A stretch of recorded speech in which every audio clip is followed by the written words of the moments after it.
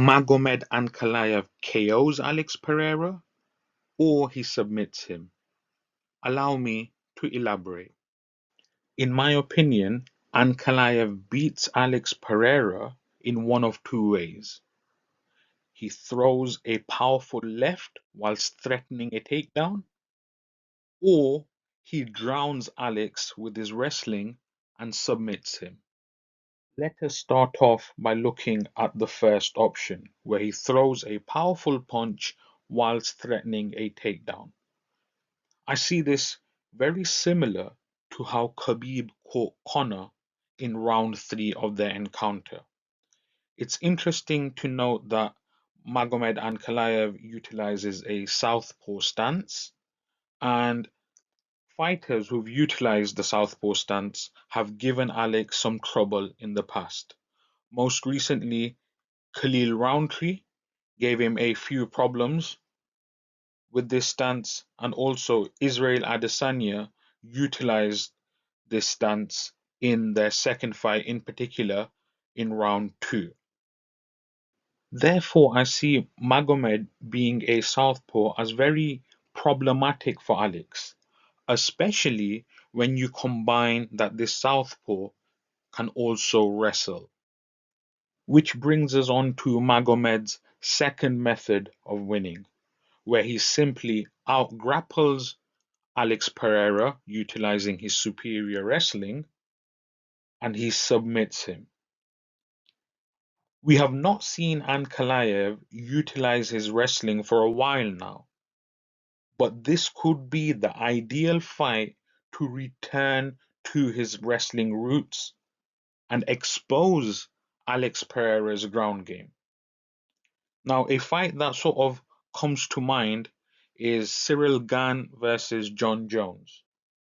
Cyril ran through the division with his superior stand-up, but the moment he came across a genuine wrestler for the first time, his grappling got exposed.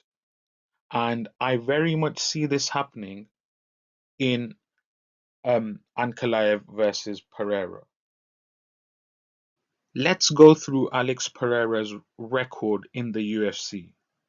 He came in with a record of 3-1, and he made his debut against Andreas Michailidis. After that, he fought Bruno Silva, moving on to Sean Strickland, Adesanya twice, Jan Blachowicz, Prochazka, Jamal Hill, Prochazka again, and then finally Khalil Roundtree. So, who has he fought that's a genuine wrestler? I would argue nobody, right? The only person who had some grappling credentials is Jan Blachowicz, and he caused Alex a lot of problems. Some people have argued that the decision should have gone to Jan Blachowicz. Yeah. Regardless, it was still a close fight, and the judge's verdict was split. So this is the first time in his UFC career where Alex Pereira is coming across a genuinely dangerous wrestler, Magomed Ankalaev, who has good wrestling credentials from the Caucasus. I mean, don't get me wrong, I love Alex Pereira. He is a KO machine who has rescued many UFC events. His story is also inspiring, coming from poverty, overcoming alcoholism. Yeah. But I'm just giving a prediction over here. I genuinely see Ankalaev beating Alex. There are ways for Alex to win, of course, and that's also a very real possibility. If Magomed purely strikes without any threat of a takedown, as he's previously sort of mentioned and alluded to, that would be very stupid. I think it's just mind games, yeah. But if he does let the ego get the better of him and he engages in a purely striking battle, then Alex Pereira is going to KO him stiff. Pereira could also catch him early, and he has scary power to put anyone away. But overall, I've got Ankalaev as the winner because of the two noticeable clear paths to victory. There is also a redemption story to be completed over here for Magomed. In his mind, and actually in the minds of many others, he beat Jan Blachowicz in their title fight a few years ago, and therefore he should have been crowned the UFC Light-Heavyweight Champion.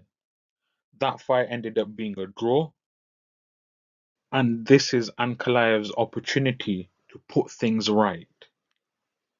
Overall, it's an absolutely intriguing fight.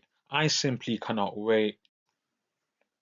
The rest of the card is half decent as well. You've got Justin Gaethje versus Rafael Fiziev. Fiziev having to step in on fairly short notice because Dan Hooker pulls out of the fight. You've also got Jalen Turner, Bobby Green, and Mauricio Ruffi, as well as Curtis Blades fighting on the card. So this one should be a decent watch. Thank you very much for listening, everybody. If you enjoyed this podcast, please leave a like. If you want more of this type of content where I cover mixed martial arts, football, and cricket, I also create compilations on these three sports in particular. So if you're interested in that, please consider hitting the subscribe button. Thank you once again, and I'll catch you all again very soon.